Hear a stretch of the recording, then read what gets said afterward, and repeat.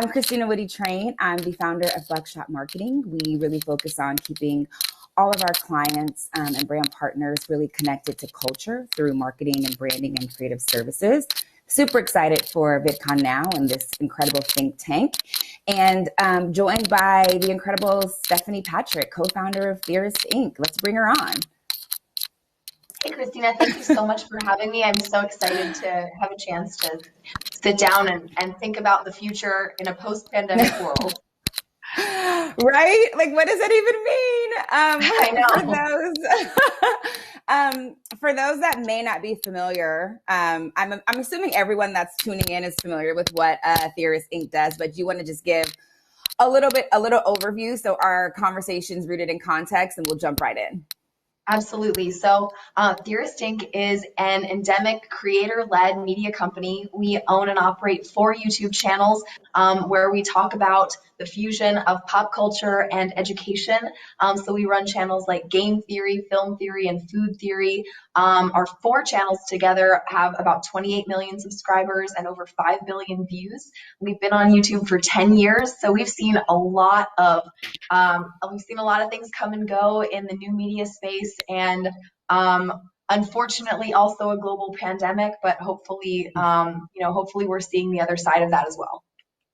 Okay. All right. Right. Let's see. So I'm being told that my earrings are bumping up against the microphone. So I'm going to just don't think I'm weird. I'm going to hold my thing away.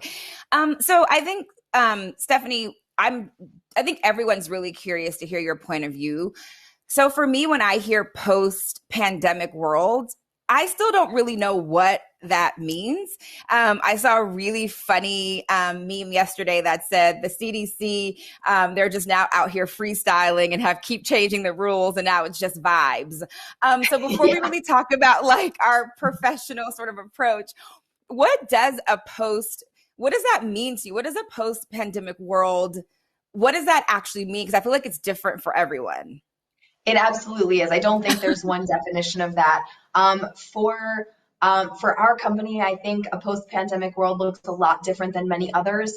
Okay. I think one thing that's interesting about new media companies and endemic creator-led companies in particular is how flexible they were kind of going into the pandemic.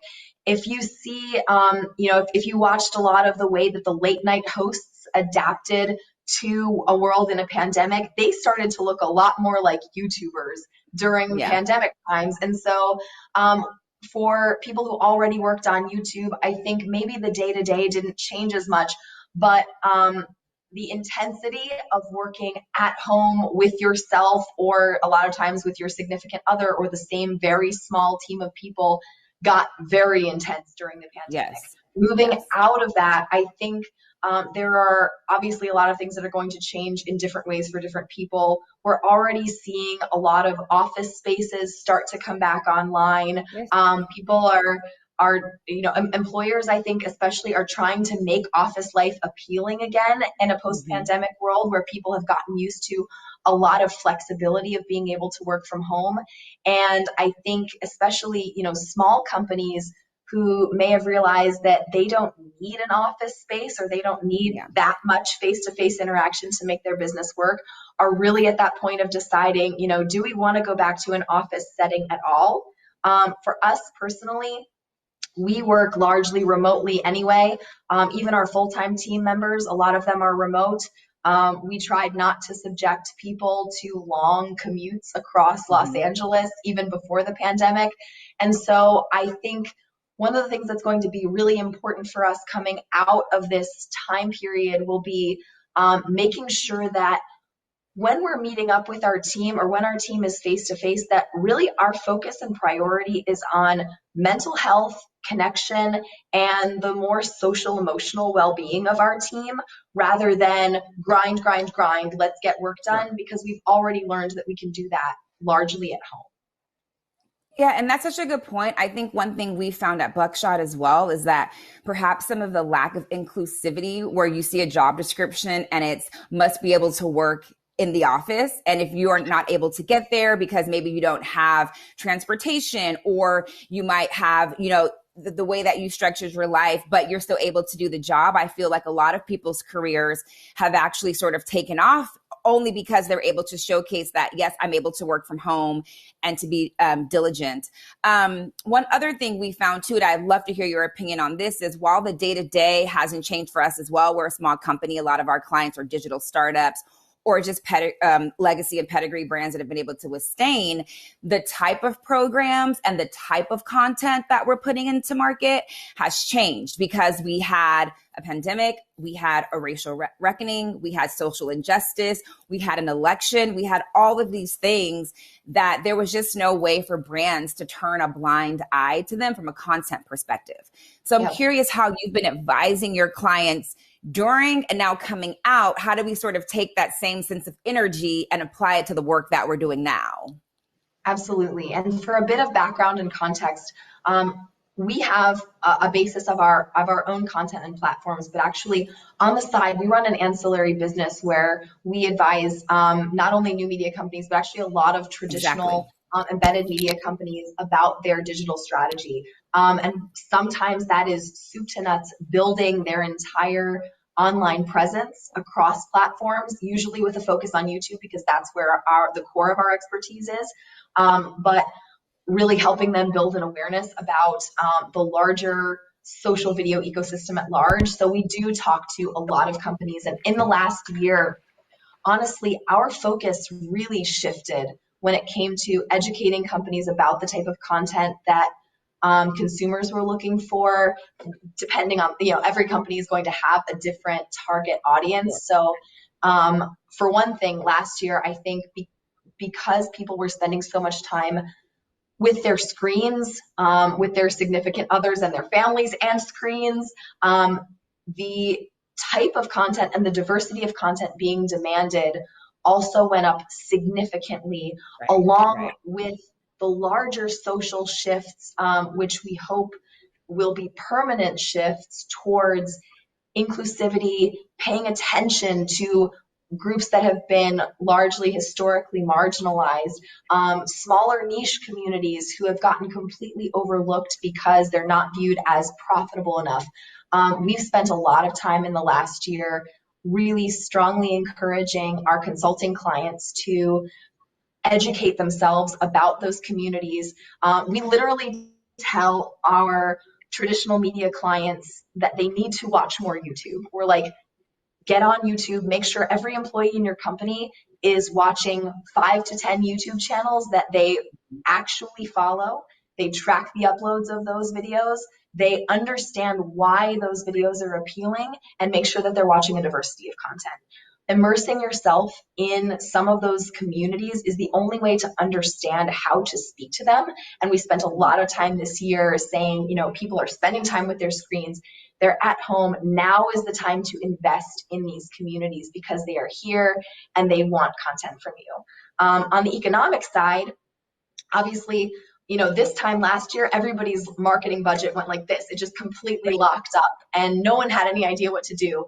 And so people knew they had to do something, but they were like, but we can't invest too much in it because we have no idea what's going to happen for the rest of this year. And so content became about being extremely nimble, extremely lightweight, really lean in terms of crews and even production equipment.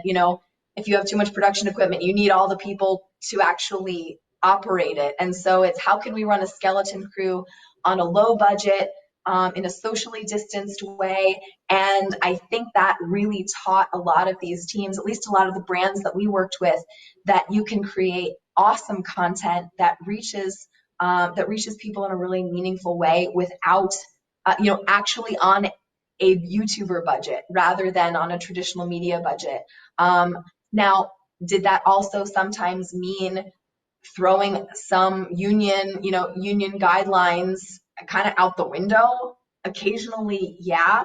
It required really rethinking how to be smart with union budgets and stuff like that, but that just depends on where you are in the industry. But everyone just slimmed down, and I think they're going to stay slim for quite a while. At least that's the indication that we have.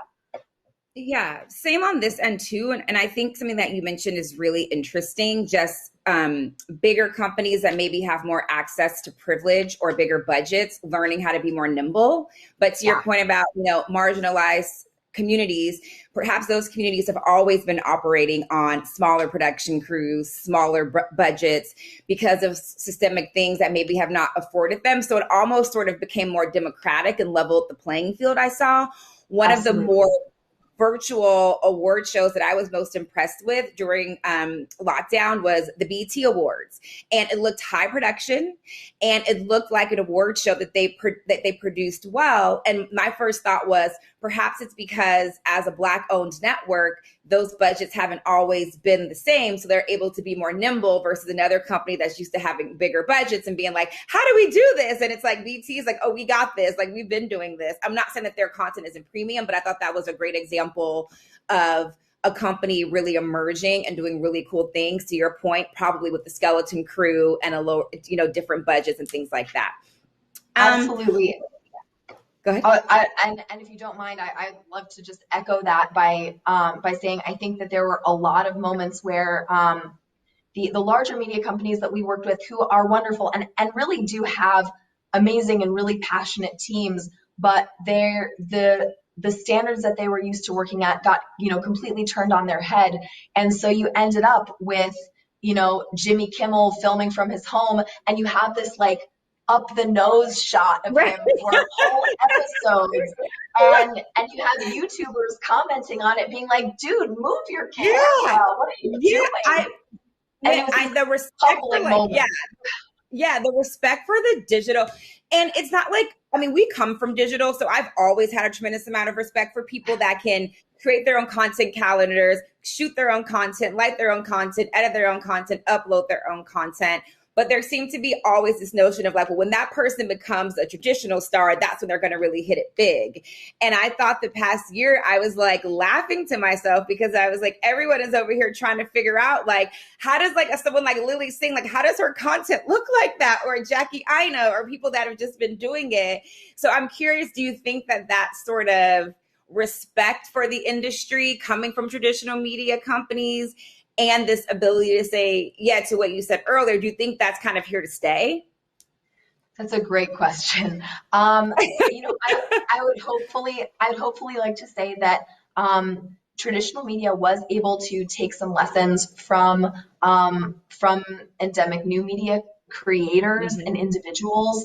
If that's whether that's going to be a really lasting impression, you know, I'm a little bit more doubtful. There are a lot of really embedded traditional players in some of the larger companies. However, one thing I will say is that for the last several years, we've definitely seen more of the traditional worlds and more of the new media world moving closer together. And I do think that having being in the situation that we were in 2020 moved those spheres closer together faster than they would have otherwise, and I do think that's valuable.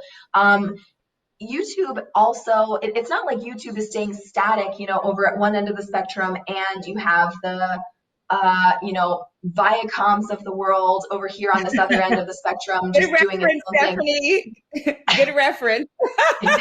they're all they're moving toward each other. Viacom is becoming more digital savvy, and YouTubers are also constantly upping their production value.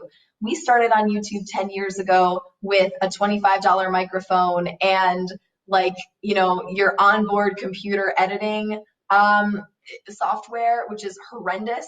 Now YouTubers are investing in thousands of dollars worth of lights and incredible cameras and amazing editors. And so these two spheres are moving closer together. And I do think that 2020 has accelerated that process. And I think that acceleration is actually what is going to stick. I love the point you made just about the like why is that shot that way, and it's like, yeah, because they probably don't have that one person on set that is whose only job is to like get the shot right. They're like trying to figure out. So in terms of sort of like your business and maybe some shifts or pivots that you specifically made for quarantine or the pandemic, what will you leave behind and what will you take with you? Yeah, I think one of the biggest lessons that we learned during the pandemic, given that a lot of our team was already pretty remote, one of the biggest lessons that we learned, though, just I think as our whole team and as leaders of that team, was that your team's mental health reflects directly in the work that they do. So when we started seeing less of our team, it wasn't, it wasn't like we were the ones who were upholding their mental health or something like that, but they also couldn't see their friends. They couldn't see their family. And regardless of those things, they were still, spending all of their days working. And you can do that from an office and then go out with your friends and then see your parents on the weekend or whatever. And it doesn't feel that Try to daunting. get a coffee on the way in and all. Yeah. Exactly. But when there is nothing to break up your day, it becomes really intense really fast. And so we started instituting like mandatory game nights for our team once we realized that, hey, this is feeling pretty intense for everybody. And that's one of those things that we're not going to let go of. And I think it's a permanent lesson that we've learned, is that not only is the mental health of our team, just as important as the work that they're doing, because it directly affects the work that they're doing, but different people have experienced the last year in extremely different ways. If you are, if you're a white guy in a pretty great neighborhood with like lots of access to delivery groceries and all kinds of stuff, and you have a family there to support you, that's one experience. If you're if you're a person of color and you are living alone and you just spend all day working and your family is across the country and you have no idea when you're going to see them again, and all of this other stuff is going on around you that is, changing the fabric of our entire society, that is an incredibly different experience. And giving people space to talk about that experience or not talk about it in whatever way that they want to has been huge. We are lucky enough to have a pretty wide range of people and perspectives on our team. So some people were affected very strongly, other people were affected less. And we gave them, we had to learn to give them space to talk about that with us, or to also be like, I'm going through some stuff. I don't want to talk about it, but I need an extra day off, or I'm going to use more vacation days, right now because I need them. And for us to be like, we're here if you need us. And also we don't need to ask you more questions than you want to answer. And for us, finding that balance, we're very close to our team. Finding that balance of being supportive and making sure that people know we're there for them, and also not being too up in their business has been something that we've had to learn. So I think that's a lesson that's going to stick with us forever, as long as we're business owners, and we're going to keep making people play game nights with us. Yeah, it's funny you say that. One of the things we shifted is, so in the beginning, everyone's cameras on Zoom, and you're on Zooms back to back to back. And Ashley Proud, who works closely with me at Buckshot, we were we're moms. We've got whole families here. Yeah. And we're we're the mean parent. I was going to say a curse word there, but we're the parent that your kid can see, but you can't engage with that kid because you are in a meeting. And that's really hard. And I think one of the things I learned this year was, as a Black woman, take space. I don't need to have my camera on the day after the Breonna Taylor verdict is read, but I also don't need to have my camera on a Wednesday at 4 if I just want to get my hair braided. You can still do a conversation with me, but also as a mother, a working mother, take time and space to spend time with my children. Because the one thing I think we've all learned, whether it's personally or professionally this year, is that in a blink of an eye, your whole world can turn upside down? And what are the things that really anchor you, to your point, your mental wellness, and keep you rooted so that you can show up for yourself and for your coworkers and for your family? And that's something that I know for sure that I won't leave behind. I'm going to take with me. What I am going to leave behind, though, is Slack, GChat. Yep. We've had team members who, like, 2 weeks into the pandemic, they were like, no, I'm never turning on my camera again. And we haven't seen them in like Yeah. a year. And you know, but right, never to like, be seen again, right? And we have a lot of dogs on our meetings. We definitely have several children on our meetings. And like, the thing is, and we've had client calls where I've had a team member whose 1-year-old starts having an issue during the meeting, and he has to go off camera and he has to turn off his mic for a little while, and that's fine. I would like you that's what this is. That's what we're living in, and no one needs to be given a hard time about that. And again, I think that's something that pre-pandemic would have been thought of as, oh, that's unprofessional. And I think in a post-pandemic world, there is a lot more grace given and a lot more understanding that people's lives are multifaceted, and they aren't just what you see in this tiny frame on a Zoom call. That's not someone's life. And that's definitely something that we'll take away. And I hope that others will as well. Yeah. I love the word grace. I think that is such a beautiful word, and it's such a key theme, right? Coming out of this year, like, give people the grace to understand, like, this year's been tough, and give people the grace to understand that, like, you're home alone. That might be just as hard as me being alone home with 3 kids under the age of 5, or really being thankful that, you mentioned before that your sort of industry was sort of flexible, nimble, and sustainable during the pandemic, but a lot of industries were not, right? So that word grace, I'm so glad you said that, Stephanie, because it's such a beautiful word that if that is one thing that everyone can take with them next year, whether it's whatever, to your point, whatever a post-pandemic world looks like, I think that's beautiful. That's another thing. I think it's a long process. So I don't think it's like, okay, you've had your second vaccine and now we are done cutting you any slack. We're back to the grindstone. That's not the way this works. Coming out of the year of intensity that people have had, you don't just snap out of that with a long weekend off. That actually takes, weeks or months to dig out of, to recalibrate, and to start to be able to separate out, more of that work versus not work, or, being able to go to events, spend time with family, and rebalance, your life as a person. And ultimately, I actually think that people will come to better work-life balances at the end of that. We've already started to have some of those conversations with our team about where they want the balance to lie after, after they're really able to re-engage with their friends and family. And those discussions are largely very positive. They're like, I'm still, we're lucky enough to have team members who are like, I'm still really passionate about my work. These 3 things are the things I need to feel great about myself as a person so that I can keep staying passionate about my work. I need to see some family. I really want to go to the X, Y, or Z professional development event or activity. And I want to take this vacation that I've now put off for 18 months.